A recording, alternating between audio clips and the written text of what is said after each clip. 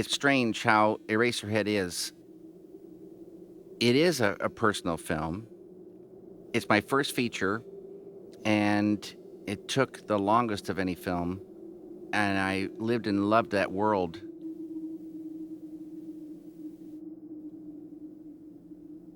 I can't remember when I got the idea, when the word Eraserhead or any part of the idea came to me first. I can't remember whether it was in Philadelphia or when I first came to California. Completely don't remember. Don't remember writing the script, and I don't remember the ideas coming in, especially the initial idea. A lot of times I remember when the first thing kind of came. Maybe I don't, but for sure I don't remember this. It all came from Philadelphia, but I don't know when it bobbled up to the surface. I got a independent filmmakers grant in 1968. That's an independent filmmakers grant. That was a brand new program, and I was in the second group to get one of those grants. That was to make The Grandmother. That's when I met Alan Splett and Herb Cardwell, who was a cinematographer. And I asked him, give me some tips on lighting. Then when we came time to mix, and I look over and I see this guy, he's like a beanpole in a shiny black suit, 15, 20-year-old suit. And I shake his hand and I can feel the bones rattle in his arm. That was Al. And this guy was as straight as an arrow. And I figured this is never going to happen, not in a million years. And what followed was 63 nonstop days, Saturday, Sunday, of making sounds. And never had so much fun in my life working with Al. But I need extra money to finish the film. So I called Tony Villani in Washington, D.C., where the AFI's headquarters were then. Tony, bless his heart, came all the way up on the train. And I met him at the station, and he came over, and I showed him the film at Calvin Dufresne. And he, really liked what he saw. They gave me $2,200 more to finish the film. And on the way back to the train station, I'm driving him, and he said, David, you should come to the Center for Advanced Film Studies out in California. And luckily, I didn't have an accident, when he said that, because I was like, I started floating. And I was still trying to reach the brake and the gas pedal. But they made a booklet showing the center and some of the fellows. Instead of students, they call them fellows. And they took 15 fellows a year. So now they sent this booklet out, and I'm getting this booklet, and on the front cover is this 55-room mansion on 18 acres of land in the middle of Beverly Hills. So you kind of, say, this is, what kind of a fantastic world do we live in, when they got a school like this? And then they open it up, and it goes through all these great directors that came and give talks there, and how much, the industry was helping the school, and different programs, different seminars. And one of the seminars they showed the students sitting in this room with beautiful wood paneling and a fire in the fireplace, giant like Hearst-like fireplace. And some of the students are wearing sweaters. And I'm thinking, what kind of a place is California? Because it's not just, hot all the time. It's sometimes cool enough in the evenings for a fire in the fireplace and wear a sweater. This seemed like the perfect, thing. The Center for Advanced Film Studies started in 1969. I went out in the summer of 1970. Al was placed as head of the sound department. So Al went out actually a month before I did, and he took a little apartment on San Vicente, right down the street from the Whiskey A Go-Go. And then Jack Fisk and my brother John and I drove out in a truck and rolled into town after 3 days on the road at night. And I'm still not getting the feel of LA, but I get a little feel of a nighttime LA. When I woke up the next morning, it was like I was almost blinded. The light was so unbelievable. And I couldn't get over it, how bright it was. I had to stand out in the front of the house getting blinded by this light. And it felt so good. It was unbelievable. Then we walked up to the AFI, which was actually Doheny, the senior's son. It was built for him. It was built in 1929, finished in 29. And it was 55 rooms, reinforced concrete, high on a hill. The real deal. When you go into this place, it's spectacular. And so we all went up there and kind of walked around with their, jaws falling open. And that started, the next sort of phase. I worked on a script called Gardenback, and Frank Danielle and Gil Dennis both sort of took me under their wings. Frank Danielle is the greatest film teacher in the history of the world, and he's since died, bless his heart. But he was unbelievable as a great teacher.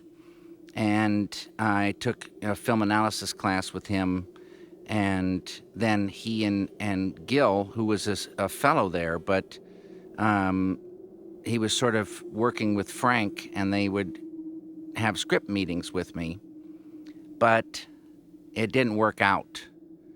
I was completely fed up. It was going nowhere. It was getting longer, but all my good bits that I liked were, just being filled up in between with stuff I didn't have a clue why it was there.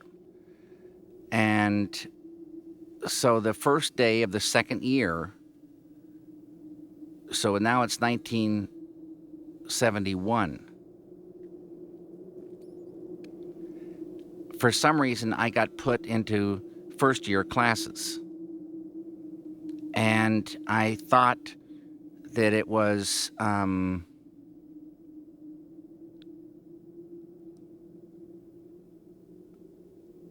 that I might have flunked, my first year.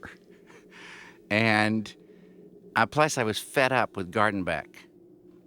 So I went up to Frank Danielle's office and I quit. I quit the school and stormed out and went down. I told Al I quit, and he said, I quit as well. So we both went out and went down to the Hamburger Hamlet and had some coffee. And when I got back home, Peggy, my wife at the time, said, what happened? They've been calling you. And so I explained to her, and she said, Frank said, you got to come back. You got to come up and talk. And so eventually I went back up and had a really good talk with Frank. And Frank said, if you're upset, we're doing something wrong. What do you want to do? And I said, I want to make Eraserhead. He said, okay, you'll make Eraserhead. And he said, it's a 21-page script, so it's a 21-minute film. I said, no, I think it's a hair longer than that. And he said, okay, it's a 42-minute film. I said, okay, and off I went. And that was the beginning of it. Somehow, I had a script of Eraserhead by 1971. There wasn't really a script. It was a 22-page thing, and I don't know what people really got from that script. I know that Frank Danielle, who was the dean of the school, he died maybe 5 years ago. And at his funeral, his son told me that Frank himself didn't really like Eraserhead, but he didn't, the script, and maybe the film too, I don't know. But he said that it was important that I be able to do it. And a man was on the board of directors at AFI. This is what his son, Frank's son, told me, and told Frank, this is not the kind of film that we make here at the American Film Institute.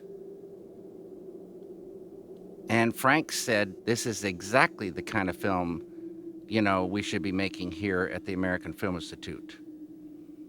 So it got strange, and as it turns out, I never knew about this till 5 years ago. Frank turned in his resignation, thinking it would not be accepted, and they accepted his resignation from his son's story because of Eraserhead. And Frank left the AFI.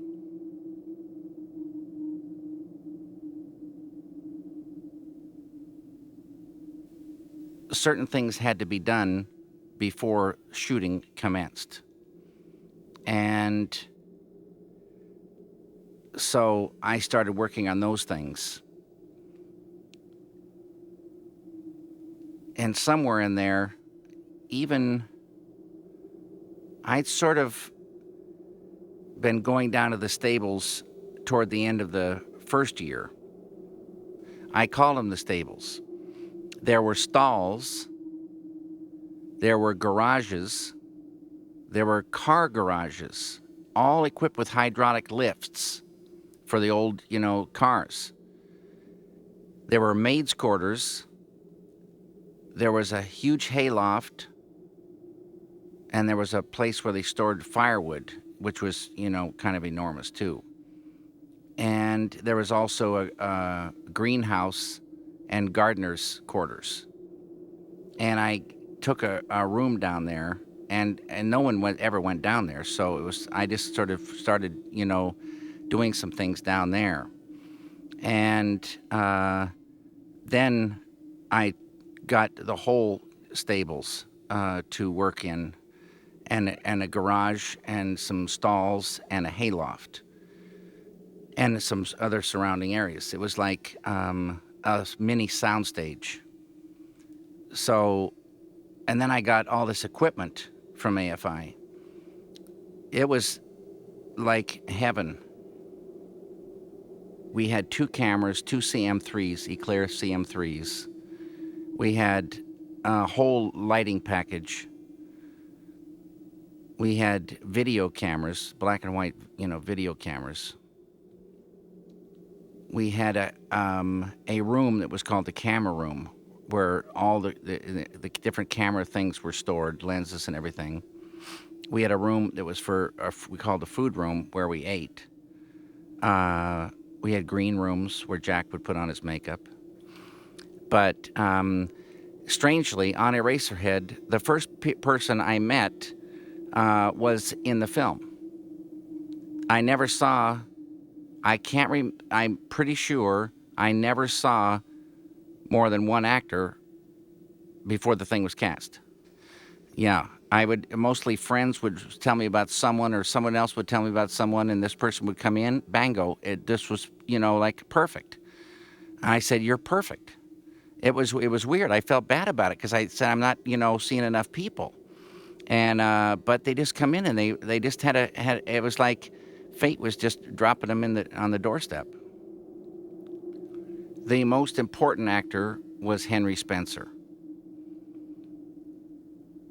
There was a guy at AFI named David Lindemann, who was a theater director in San Francisco before he came down to AFI as a student.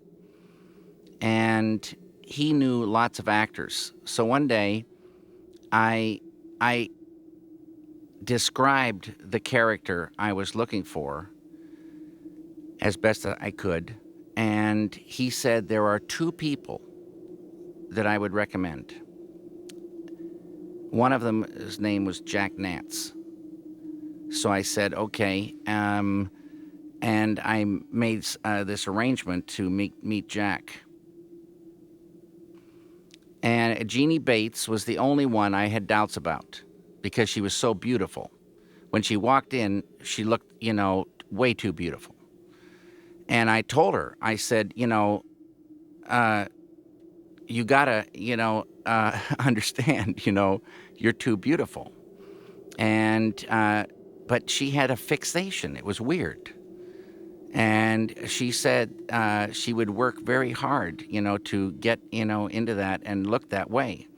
And I built her a drooping eye and a wart and some facial hair. And she did the rest. And she just did a beautiful job.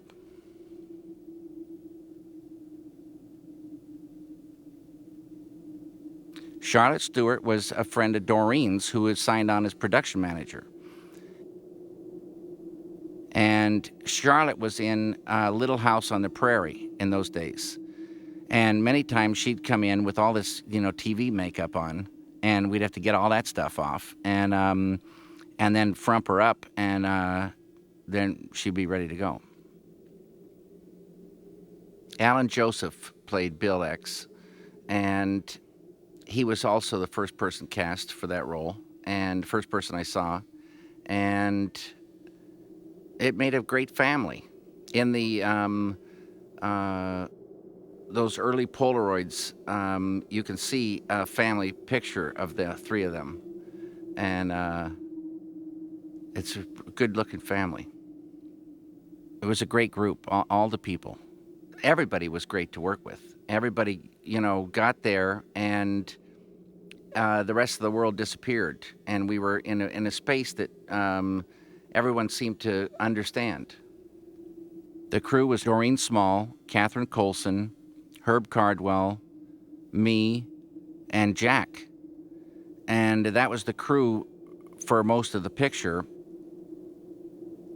Herb Cardwell was the first DP. Herb worked for 9 months. Herb is a great DP. And Herb died when he was 35 years old. He died in his sleep. That was long after he finished, working on Eraserhead. One day, Herb took me and Peggy flying, and he said, there's a beautiful airport north of here in the desert. And we flew up there, beautiful day. Landed just like the most perfect smooth landing. Herb is the only guy I know, he's the best driver in the world.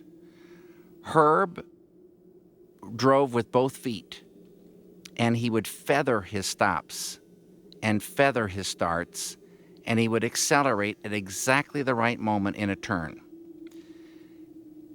You never feel any tension. You are very relaxed. Everything is smooth, and you're not rocking to and fro or side to side. But anyway, it's beautiful. Herb's driving, and the same way he flies, so smooth, perfect.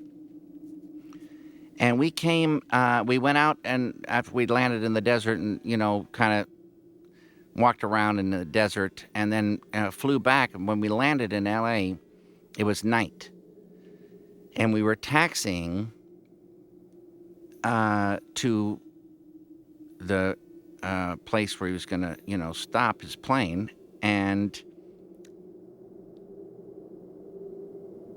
he radioed to the tower, and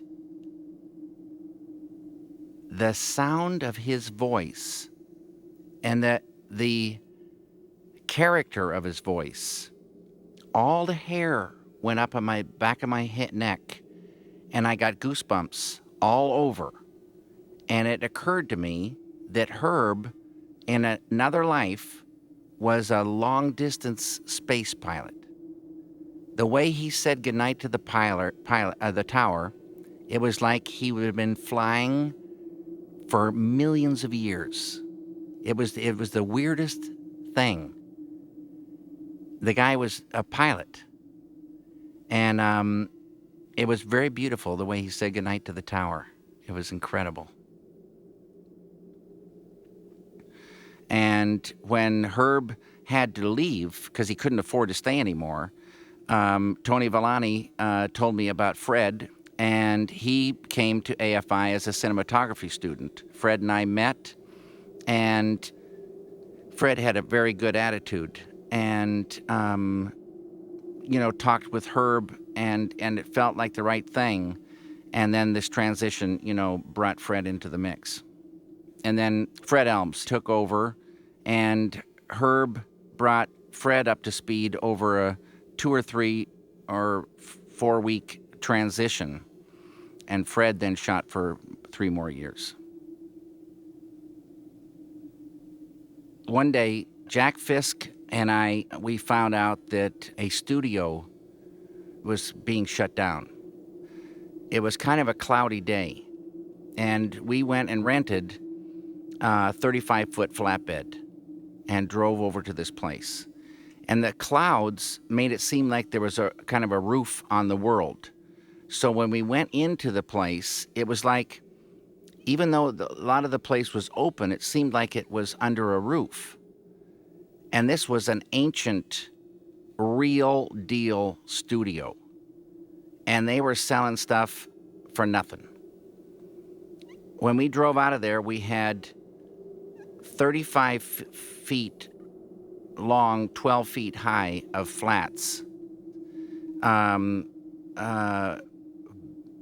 bales of wire, kegs of nails, 30-foot by 40-foot black backdrop.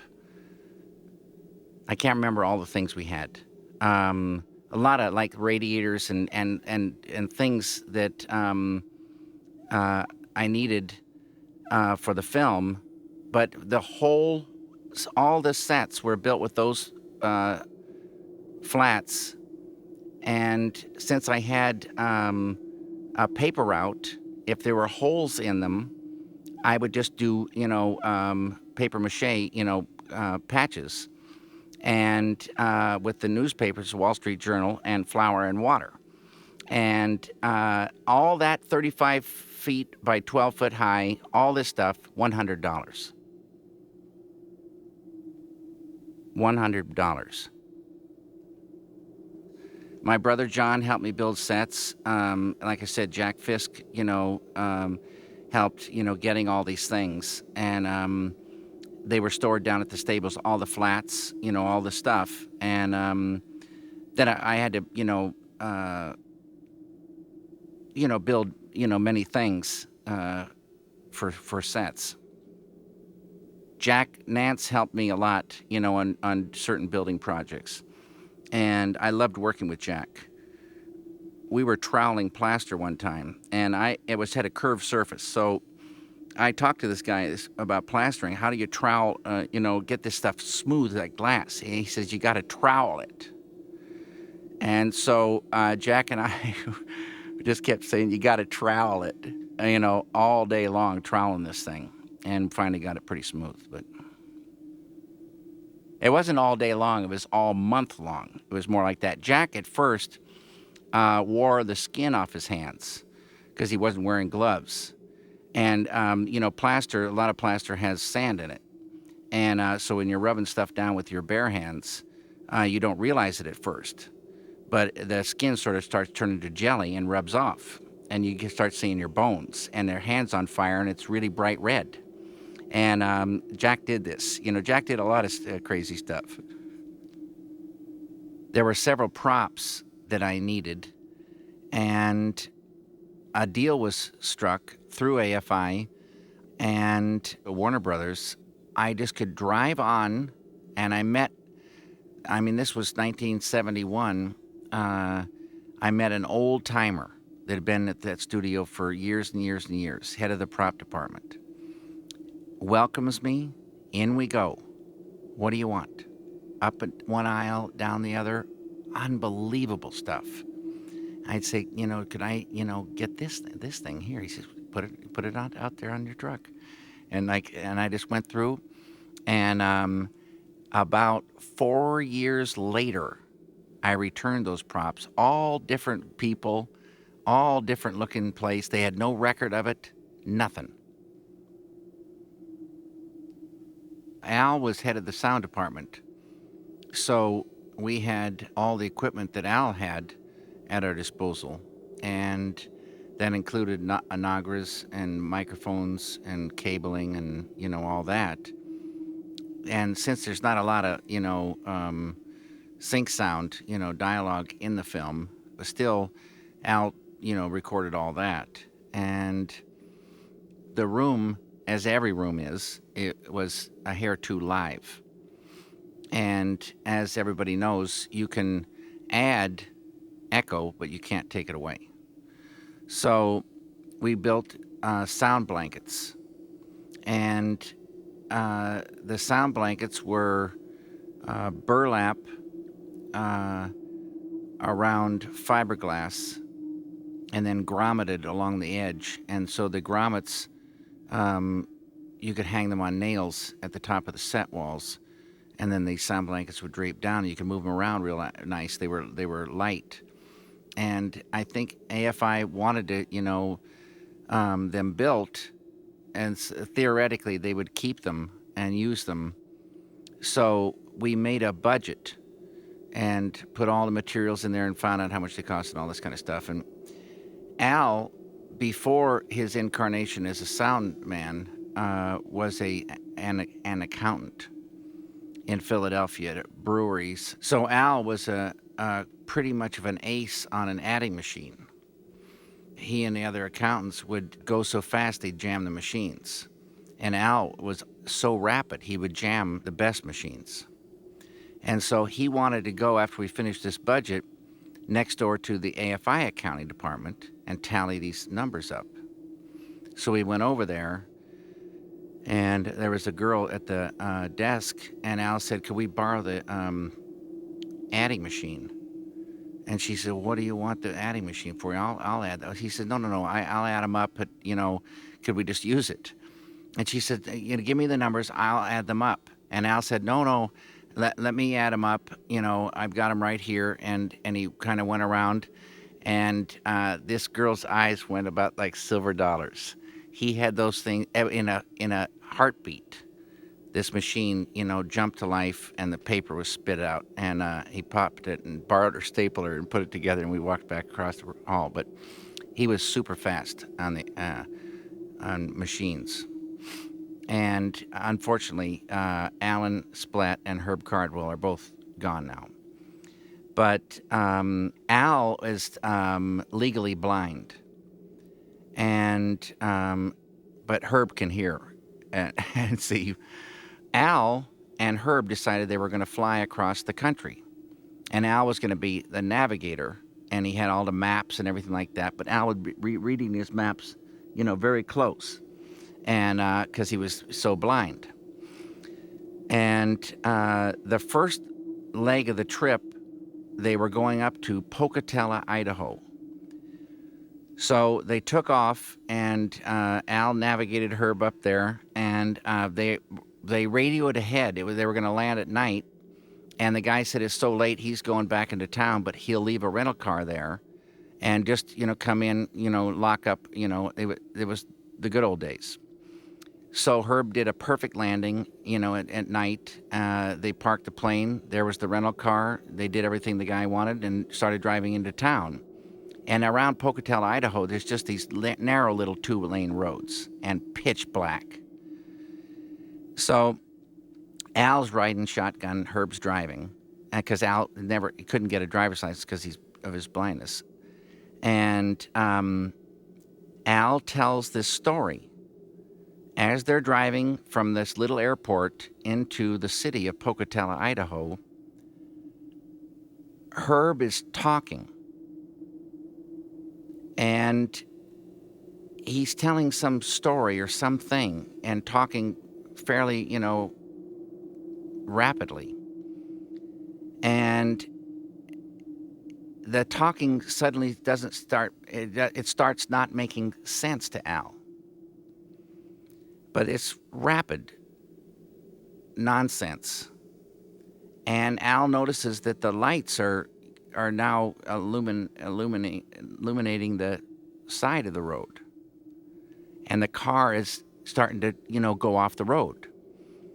And Herb's voice is now going up in pitch. And he's talking just as fast, but his voice is rising. And he's in the shoulder of the road, and his voice is going up higher and higher in pitch, even though Al is screaming at Herb right next to him.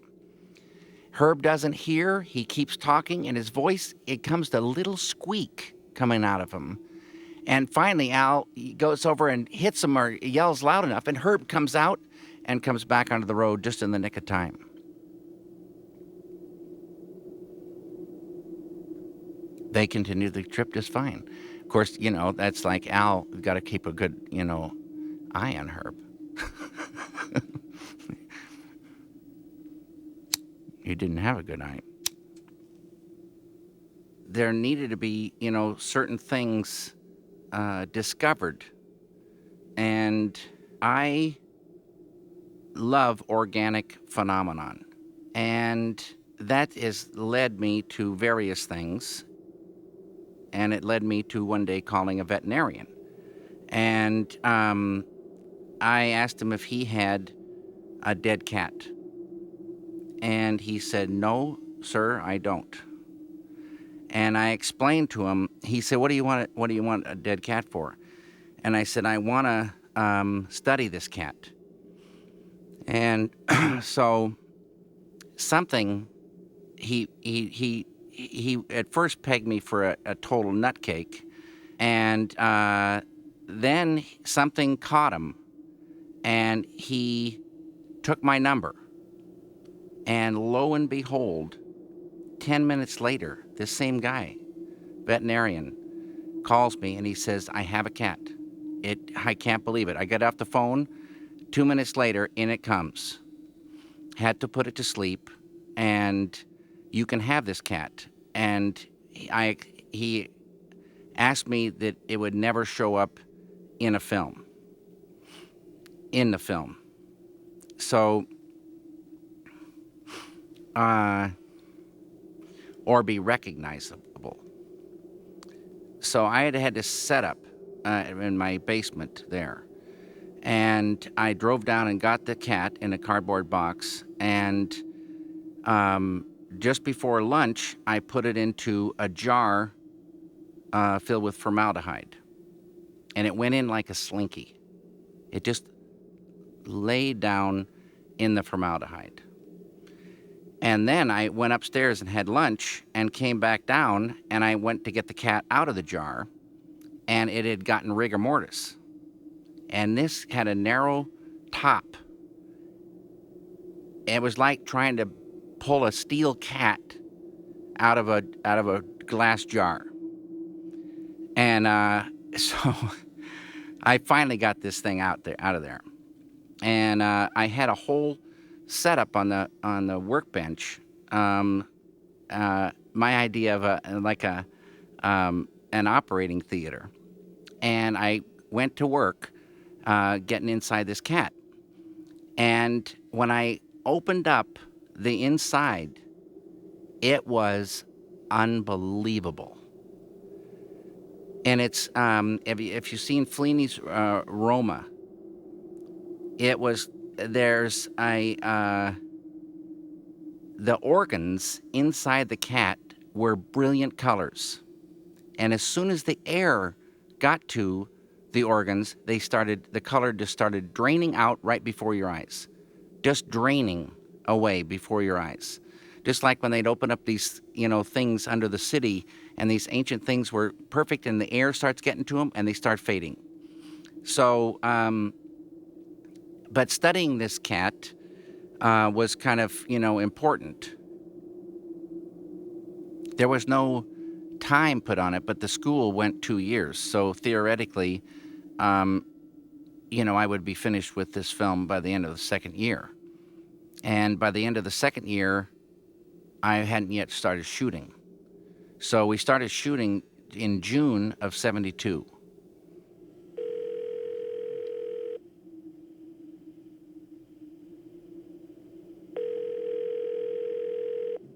Hello? Hey, Kath.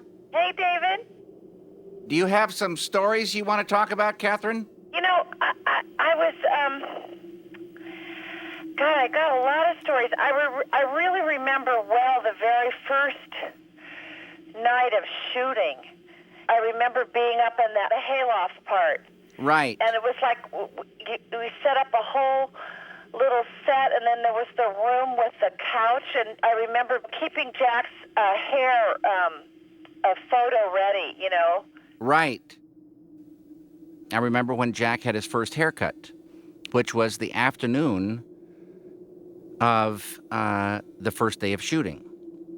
And I wanted it short on the sides, tall on top. Jack and Catherine had a friend who was a professional barber who drove out to the stables. He got his haircut in the hayloft, and in the hayloft held the ex's, interior.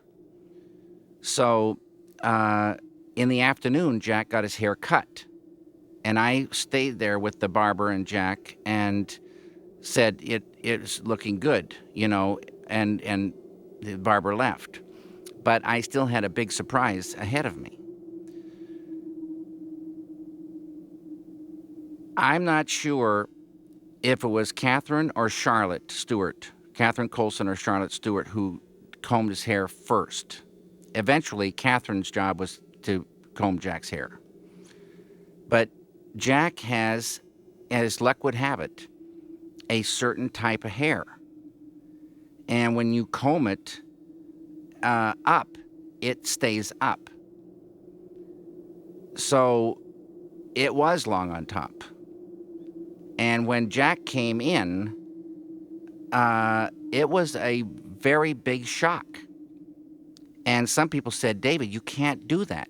That's too strange. But it was so perfect in proportion to Jack's body. Henry, forget Jack. He was turning into Henry. It was so beautiful. And so it stayed. But even so, that first day, it's not quite as high as it eventually, got. There's little stages to the hair, but it was pretty high.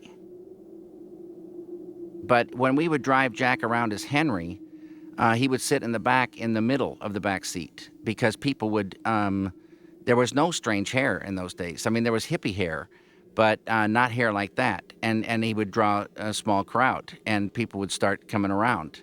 And so we had to kind of keep him hidden as we went around. That was kind of hard on him, because we'd go for long periods of time before we'd shoot again, and then I'd have to cut it all over again, because cutting his hair was really, I think it's what destroyed the marriage, ultimately.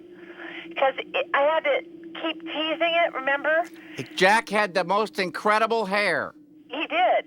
He used to wear all these different hats to try and kind of mush it up under his hat. And I remember my family never really knew him without that weird hair. That he would go to like family reunions, and you always see him with this, kind of odd flattened hair, because he didn't like to tease it and wear it up when he wasn't just on the film. I know. But I know I am really sorry that I didn't ask for that credit. That even though it was your design, that I wanted that Mr. Nance's hair thing. And his suit came from Goodwill. And it was in those days, the Goodwill was like, you go into a place, you couldn't believe what you were seeing. It was so beautiful. And so we just walked in, and picked, all the parts for Henry's suit, shoes included. I'm pretty sure those were from Goodwill. The first scene we shot was a scene on the couch with Henry, Mary, and Mary's mother, Mrs. X. And we did all the X's stuff first, and then we did the X's, how they relate at Henry's apartment. But most of those things are gone. But there was a scene at the front door of Henry's apartment with Mr. and Mrs. X paying a visit. And that was, it kills me. That is part of the film that's been lost. Then Alan was, and Jeannie were finished. So they actually got finished almost like in a regular film, fairly soon and professionally. But then when we got into Henry's apartment, it just went into another, zone. And that's when we, bit off quite a chunk of time.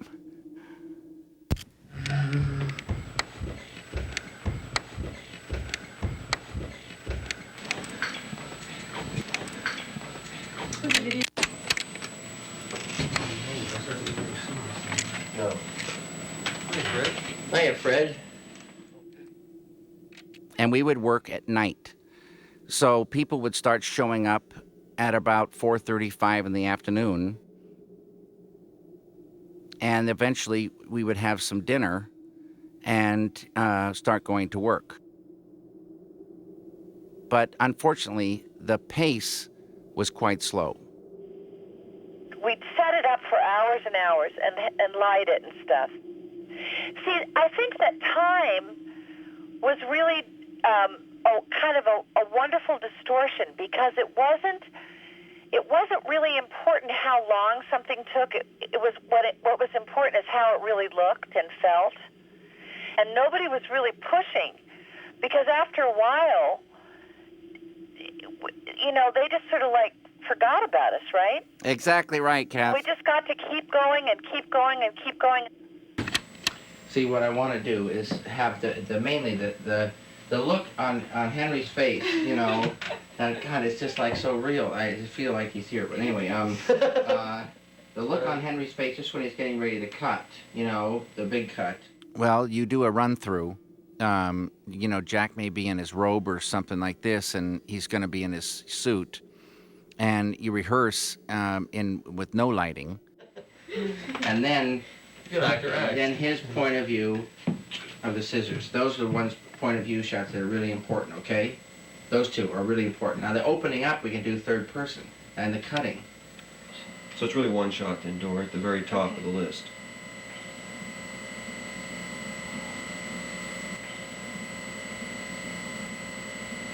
Second shot is over here with the 28. Right. Henry. Cutting.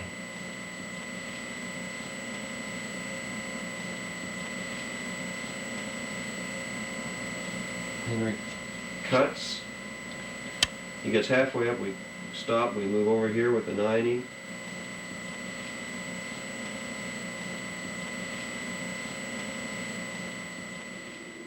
After Jack and I had rehearsed, on our own, then Jack goes away and Herb would start, lighting based on what he saw in the rehearsal.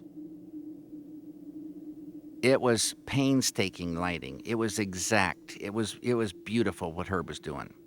And sometimes, 15 or 20 little inkies, floating around up in the ceiling. That's why I say Philadelphia is my greatest influence, because a lot of things started in Philadelphia, and there is a certain mood to some of these interiors, and they carry way more than what you see. A thing is indicated from these interiors. Something about the light and the molding and the proportions, a thing is indicated, and the mood outside. And it sort of seemed like to me that there were factories, industrial buildings and neighborhoods, dark and forlorn, tucked in somewhere, sort of like you can't get there from here. They're sort of lost in another kind of place. And this is what comes from Philadelphia. And this is the world of Eraserhead, where you can be in a room and feel the exterior and know what it is like, just from a mood. And that's the way it was in Philadelphia as well. I don't remember. I remember one sunny day, and that's about it. But what?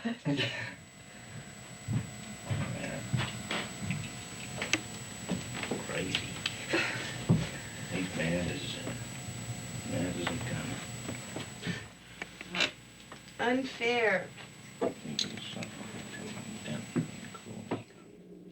Jack was one of the all-time greats at hitting marks. Completely together. We'd work out the tiniest details, and first time, every time after that, he'd, get it, just right. Dr. Desmond Cooley complex. Well, this is a 90mm lens, and I have a big slate. Did you already put it on? Well, the thing is that with a small crew working at night, and see, Catherine, I think she's the heroine of the thing, because she wasn't even supposed to be helping. But she ended up, she had a waitress job in the day and then would stay up all night. And she'd bring, grilled cheese and fries and different things sometimes home from the restaurant up to the, to AFI, to the stables. Or we had a hot plate, and she would cook things, for us. So she was really burning that candle. Catherine? Yeah. You had a job during the day, didn't you? Yeah, well, I had a few of them. I mean, one of the jobs I had was when I was a waitress? Working at Barbecue Heaven. And you would bring I worked at Barbecue Heaven at lunchtime so that I could sleep till like around 11 and go in, and then we would get you odd jobs at the restaurant, remember? I don't remember that. You fixed the roof for them. I did? One time, yeah, because they'd give you grilled cheese sandwiches and French fries. Wow. If you did like odd jobs. This was that restaurant in Beverly Hills on the corner. Yeah, I remember you working there, but I don't remember. Yeah, no, that was a way for you to get like free food. Getting takeout food was really expensive, so I started making dinner. Right. And then pretty soon we were making breakfast and lunch. Right. And we cooked it all on that little hot plate. Remember that? I sure do, Catherine. Yeah, and there's a lot of grilled cheese, and then for a long time there you were into egg salad, as I recall. Uh-huh. And that you like to eat the same thing every day, and a lot of us kind of got used to that. But each person had kind of fixations on food. And Al ate these small yogurts, pure yogurt, out of plastic containers, though. And he would use a plastic spoon. And Jack Nance couldn't stand the way Al ate yogurt, especially when he got near the bottom, was trying to get the last little bit out, and that spoon scraping on that plastic. It was pretty funny. Didn't you start out holding the boom, Catherine? Yeah, the first thing I did was hold the boom for Alan. Right. Then I learned how to be a camera assistant during that time. And I really am glad I learned how to do that. I can still tell what 3 feet 8 inches is, That's fantastic, Catherine. And when I first met you, I remember going in for my interview for the nurse. And I'm really kind of sorry we never shot that scene. There was a scene, which was never even shot, of a nurse in a hospital basement where they went to get the baby. And Catherine was going to play that nurse, but she never got to play it. and Frankie being tied to a bed. Right. And we were trying to find somebody to do that scene. Do you remember that? So I was calling all my women friends and asking them if they would mind, if they'd like to be in this movie, and they'd be in this scene where they just would be tied to a bed, and this guy had like these kind of battery cables. And everybody said no for some reason. I never really understood that. They weren't good sports, Catherine. I guess we were pretty good sports, though. Yeah, you and Frankie and I did it, right? You and Frankie did it great. Does that exist anymore? I actually have that little scene, Catherine. Oh, you do? Yeah, a part of it anyway. God, I'd love to see that someday. Yeah. Well, mostly what I remember, David, is I remember being there really long hours and really having fun figuring stuff out. I remember the night that you asked Doreen and me to fill this whole drawer full of pudding. Right. It had like a little thin layer of peas on top. Right.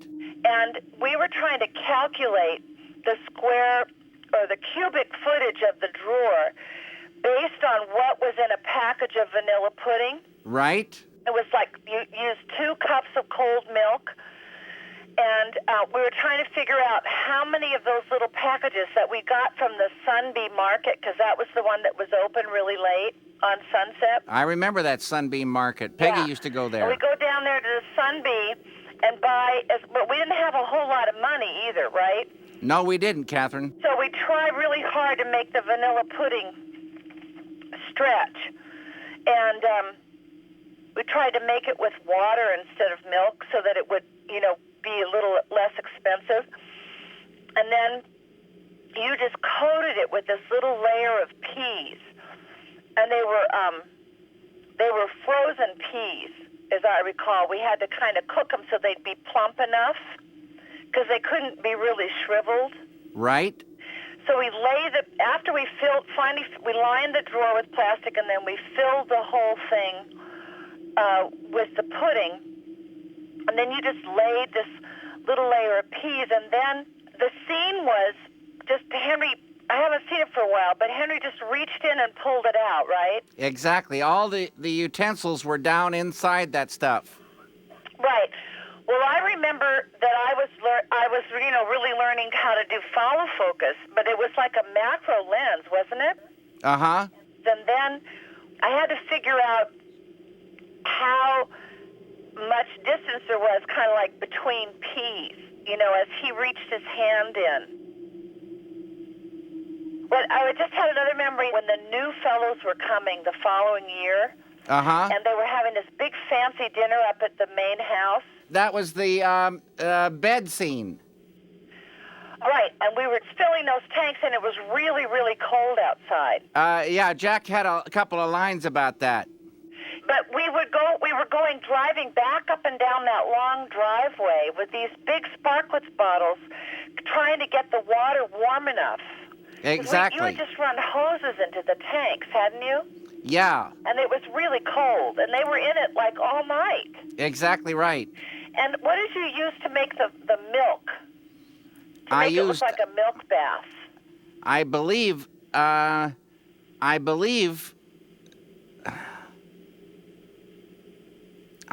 we used milk. I think we did.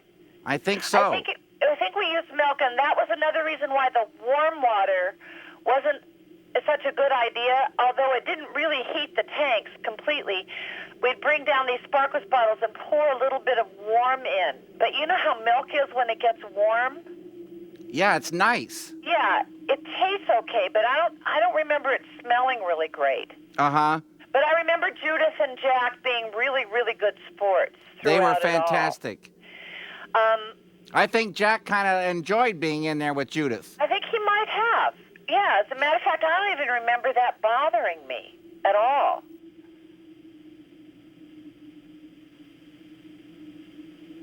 After 1 year, like I said, almost to the day, Fred had been shooting for 3 months. We ran out of money. AFI would give a certain amount of money to each film, and that was it. And we'd run out. So it just stopped. And, hope was in the air. But I think it was quite a long time before I got more money to continue. And two great supporters of the film were Jack Fisk and Sissy Spacek. And Jack, in those days, right around that time, after we'd been down for a while, Jack had two jobs as production, what they call an art director then. And since he had two jobs, he would have me follow him to the bank, and he'd sign over one of those paychecks to me, so we could, keep working. And things like that. Both Jack and Sissy put money into the film. Also, Jack's sister, Mary Fisk, played a huge part near the end of Eraserhead by, raising all the finishing money. Then, from then on, it went piecemeal, with many months downtime trying to get money or build a set or, to go forward. And then we'd shoot for a burst and then, go down again.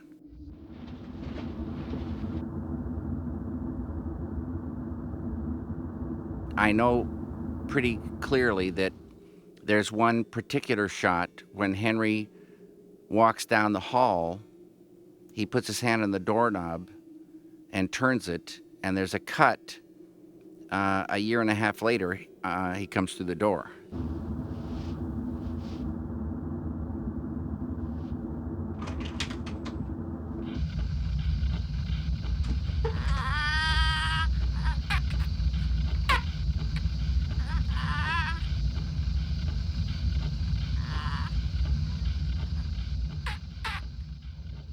I started living in the stables in 1972. To live and work in the same place is the best. So it was a perfect, scenario. I lived in the stables and had it, for all those years. And Al, a lot of the times lived in the one wing, and I lived in Henry's room, and I lived there maybe off and on 2 or 3 years. It was illegal what I was doing. And Henry's room was inside of a room that might have been a living room at one time for the maids. It had 2 doors. Both of the doors we went in and out of. One of the doors had a door on it, and you open it up, and it had another door that was a door in the hallway. So it was a 2-door deal. So when I slept, I bolted a piece of plywood over the doorway, the original doorway, from the inside, and they padlocked me in from the main door.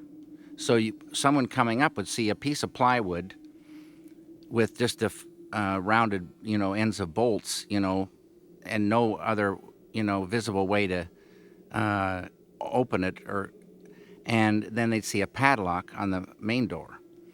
So I was secure in there, I felt, and then I'd hunker down and sleep in the day. And it was very dark in there. There was no windows. So it was a kind of a beautiful room to sleep in. They knew I was there, certain key people, but they kept it quiet and turned their head away. And Jim King, who was lived in the gatehouse with his wife, Jim knew very well I was staying down there, and he would give me a yearly inspection, and he would announce, "I'm here for your yearly inspection," and come through and look at all the rooms, because he had to do it. And and then give me a passing mark that we're keeping things okay, and off you go till I saw him the next year. One night, this was after Herb had gone, a big bin, like a big giant trash bin, not a lowboy, but one of the things with the ladders on them. You got to go up a ladder to see inside. This had been delivered in a courtyard up at the main house. And Fred and I went up there, and no one was around. It was just sitting there. No one knew what was in it. And we discovered that inside there were like 10,000 light bulbs in ancient, wrappings from some studio that was getting rid of this stuff from ages ago. And we crawled in there and probably got, 200 or 300, maybe 500 inky bulbs. Fred got bulbs bigger than basketballs that he still has. They were, I don't know if they were 5,000 watt bulbs or more. I don't know what they were, but all different kind of ancient light bulbs. It was like beyond Christmas. I have like all these images in my head, like going around and looking for alleys, and driving around, and then going ahead and bringing everything down in our cars. Right. And that we all just sort of did everything. All the locations were, well, not all of them, but pretty nearly every one of them was downtown L.A. But on the other side of the street from Cedars-Sinai Hospital, there was a whole block that used to exist, a huge block, under where the Beverly Center is now. And in that area, it was just like in Spanky and Our Gang comedies, The Little Rascals. It was out of the 20s or 30s. And there was a pony ride from way back, somewhere in like the 30s. There was a little key shop, little key stand. And there were these tanks and oil wells. And you couldn't see them from the street because they had this donut of earth around in case the tanks blew out. So you'd climb up over these things and down into a brand new world. And that was one of the greatest finds. And right next to where this happened, there was a narrow tank coming up out of the ground. And it was surrounded by a donut of water.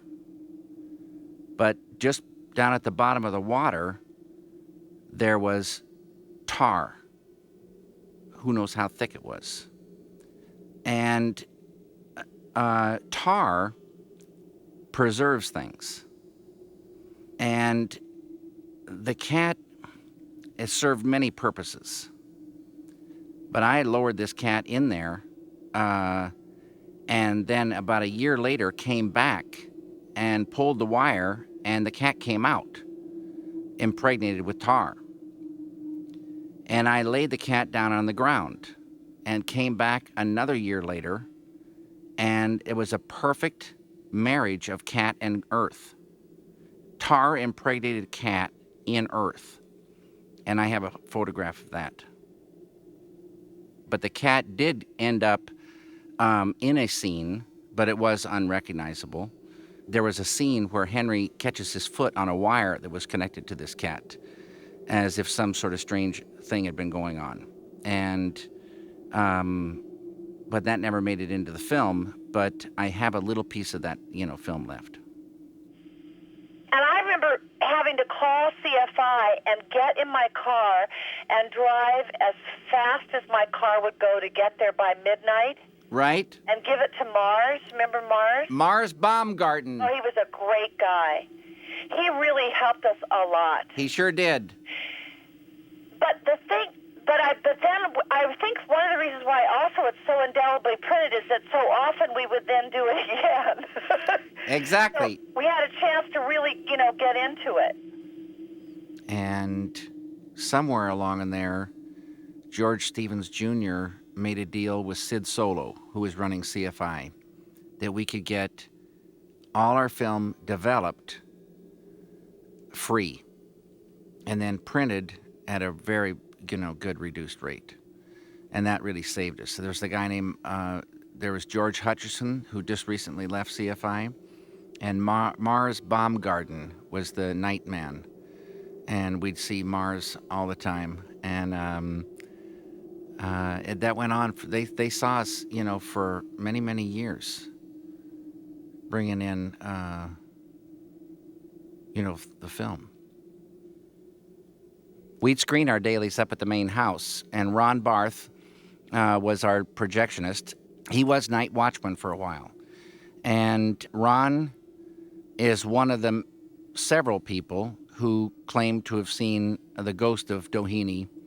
As a night watchman, he sometimes took a little nap on a couch in the main entrance hall. And something woke him up, and he looked up, and on the stairs was Doheny in his bathrobe, and then just gently, disappeared. Jack Nance saw Doheny. One night we were shooting on the stage for The Lady in the Radiator, and it came time for me to deliver my papers. And during the time I was gone, Jack wandered back down into the basement of the main house, because we shot that up in the laundry area. In a mansion like that, people like the smell of clothes that have been dried in the air and the sun. So there was a pit off the laundry room. And this pit, you couldn't see from, it wouldn't ruin the look of the mansion. It was a concrete pit with maybe 20-foot walls. And they had all these lines in it where they'd hang out the laundry. And it would dry with no one seeing laundry on a line. And in that pit, I built a set for, the Lady in the Radiator. And through the laundry room, you could enter the basement corridors. And then they kind of slanted down to a deeper, basement. And Jack went down there that night and took a nap. And he was awakened and saw Doheny. The Lady in the Radiator was never in the original script. And one night I was sitting in the food room, and I started drawing on a 3x5 card. And I drew the Lady in the Radiator. And I'd been thinking about some things, and it sort of came to me, right then, that she was going to be in the film, and that she was connected with the radiator. I don't know how it happened, but that whole thing, she lived in there, where it was warm. And I thought, I better check on that radiator to see if it's possible that somebody could be in there. And I went running in, because I couldn't picture it in my mind, to the set, already months established, and looked at that radiator, and it's unlike any radiator. It has a place in the middle that, just was a perfect entrance to where she was. And how many radiators have that? And it went like that until 1976, when I was asked to leave the stables when George Stevens Jr. kind of thought they would make a great place for him to have an editing room. And so I had to get out. And I was practically finished, but we rallied and finished up everything in time and left. I think it was 75. And it might have been 75. Catherine. What? How many years did you work on Eraserhead? I think about 4. No, you worked 6 years. 6? Yeah. Well, maybe It was 5. a long time of my life. Maybe 5 years. Yeah, I remember being really young when I started, and I'm just looking at these pictures of all of us. You know, we kind of, when we finished it, we were all looked a little bit older. It became kind of like the more challenges. I mean, it was from filling the drawer of pudding to, dyeing the sheets with tea so that they weren't too white. All those things just became what we normally did in the course of a day. So when I went on to work on other movies, everything which was so compartmentalized always seemed not quite the real thing. Exactly. Eraserhead really felt like the real thing. And you were always in charge. You always knew exactly what you wanted, but you had each of us feeling like we were really part of it, which I think we were. But it was really helping you with this vision. Then, in 76, sometime, maybe, I can't remember when, sometime in there, we finished Eraserhead.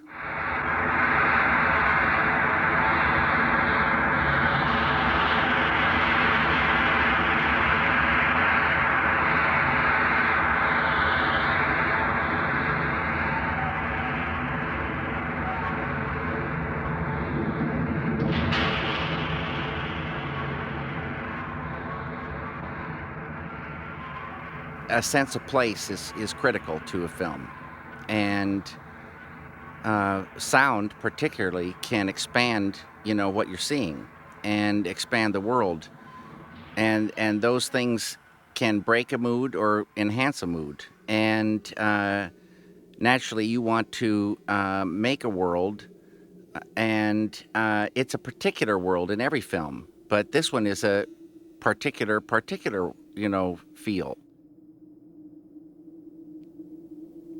I was editing all along. So it was always kind of right up to where we were. And I just plug in, the pieces. But then it was quite long at one point, and I had a stand-up old bubble, movieola. And it was a beauty. It was very kind of film. Yeah, I loved that machine. And then I moved that movieola to the bungalow and had it set up in a garage. And Al and I, could work together in there. Then when we came time to mix, it was all mono, 8 dubbers, and mag mix. And some people came to AFI, and they were part of Cannes Film Festival. And they wanted to see Eraserhead to see if it was going to go to Cannes. So Al and I had a talk that we would try to work and make the Cannes Film Festival with Eraserhead. And Al said, I'll do it. I'll go, 24 hours. But if you will not take your Bob's break in the afternoon, which almost killed me. But I said, okay, Al, I'll do that, but it's killing me. So every afternoon at 2:30, I'd get in this thing and want to go out. We just kept working. And eventually Al said, okay, look, we won't go all the way to Bob's, but we'll go up to the Hamburger Hamlet and have a coffee. And so that's what we did. We went up there, and then I discovered this Dutch apple pie. And then I got the bill for, the piece of Dutch apple pie. And I had to stop, doing that. And then I was in a grocery store, and I saw a Dutch apple pie, almost exactly the same price for a whole pie as it was for one slice at Hamburger Hamlet. So I bought this pie, and you just put it in the oven, and then you put it in the refrigerator. And I would take a slice of pie and wrap it in a wax paper and put it under my jacket. And then I'd eat that in the hamburger Hamlet and surreptitiously. And that was a real thrill. We didn't have any money for sound stock. So somehow we heard there were bins of sound stock that the sound editors from Warner Brothers would throw away. Big trash bins filled with it. And so there was somebody connected to AFI that was working over there. We got on the lot. And then we found these bins. And in preparation, I'd removed the back seat of the Volkswagen. And we filled every square inch of that Volkswagen full of almost total clean reels. And then Al had a degausser. So we degaused everything when we got back. And all the stock for Eraserhead came from the throwaway bins at Warner Brothers.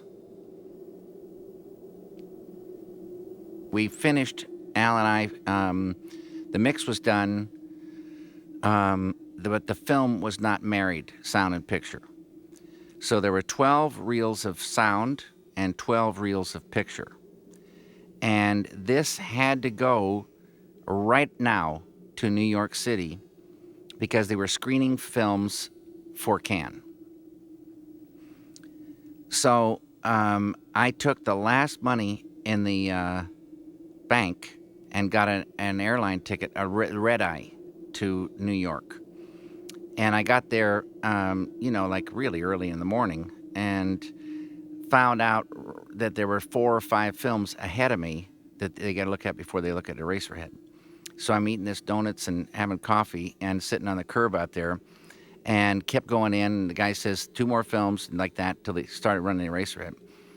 And so finally it was over, packed it up, came back, and never heard anything. And so I made a phone call, and it turns out that the people who I thought were looking at the film in that room had left New York for Paris 2 days earlier. And the guy was showing films to an empty house. So Eraserhead never went to Cannes. I invited friends, and we had a kind of a formal screening of Eraserhead when it was finally finished. And my parents came to the first screening of Eraserhead. And afterwards, someone sitting next to my mother told me, she said, when the lights came up, "Oh, I wouldn't want to have a dream like that." The film showed at Filmex 77. That was the official first screening of Eraserhead. And I was too afraid to go in with the people, so I paced outside. And it seemed like the film was 400 hours long. And I was dying. And there was a little button behind the last row of seats in this giant theater. And you just push this button and it bumps the sound, 2 dB. And I had pushed it a bunch of times, but I pushed it too many times. So it not only was the film very, very long, but I think it was killing people in the front rows. And so Fred drove me home that night, and I told him, I said, I'm cutting the film tonight, and I'm going to cut this scene, this scene, this scene. And Fred was, completely against it and told me I was crazy. Are you sure? I said, I am positive. And I went in and I cut the composite, print. And that's something you really, shouldn't do.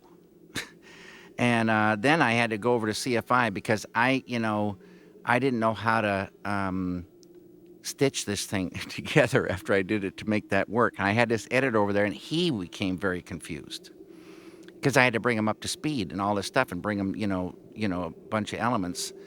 Finally, it got straightened out, and a new picture and soundtrack were made. 20 minutes shorter. the way it is now, the way it was supposed to be. I just needed to suffer that screening. I wish I had those scenes because I loved them as little scenes, but they didn't belong in the film. I could have done a lot better job taking care of things. Sometimes everyone has the experience when they need to move to another place. They find they can't take as much stuff with them as they would like. And so later on, they look back and they wish they had taken a couple more things. So I've lost a lot of things from Eraserhead that I wished I'd kept. Well, in those days, no one thought too much of Eraserhead. It was Midnight Films that put it on the map. And that was Ben Barenholtz, known as the grandfather of the Midnight Film. If it wasn't for Ben getting Eraserhead, picking it up and distributing it, nothing would have happened to it. Zero. And it opened at the Cinema Village in the fall of 1977. And there were 26 people in the theater the first night. That was a Friday night. Then Saturday night, there was 24. And Ben said, I'm not going to spend any money, and I'm not going to, do any kind of, big promotion. And he said, in 2 months, there's going to be lines around the block. And that's exactly what happened. It played in 17 cities for as long as 4 years on the midnight circuit. And that usually meant one night a week, Friday or Saturday at midnight. I'm going down Sunset Boulevard, and I see 5 Woody Woodpecker dolls with hooks in their back, and I feel the pain of them. They're hanging in a service station. I swing a U-turn, slam on the brakes, pull into this place, and I said, I want those guys off those hooks. I'm buying all of them right now. And the guy helps me get them down. I sit them all in the back seat, and those were my boys, and I kept them for many years.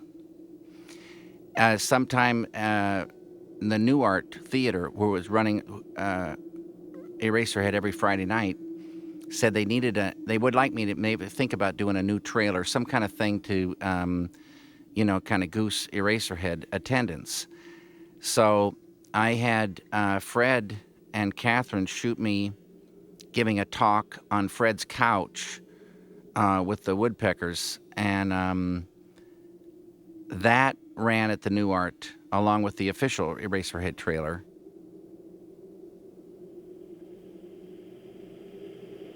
I haven't seen the movie in a really long time, but I do remember that night that you showed it to the cast and crew of Dune. I think I might have brought the print down with me when I came down to visit. Uh-huh. So then you screened it for the crew, and we watched it. We stood in the back and watched it, Jack and you and me and Fred and I think Jenny, and we were all watching it for the first time in quite a while, and nobody was saying, they weren't responding a whole lot, and then it was over, and we were like really kind of feeling good about the work, and it was like you were really looking forward to hearing what people had to say, and they walked out, and they all just walked by you and said, gracias, senor. It was very funny. They just didn't know quite what to say. It is a personal film, and no reviewer or critic or viewer has ever given an interpretation that is my interpretation. Since the, 25 years or more that it's been out.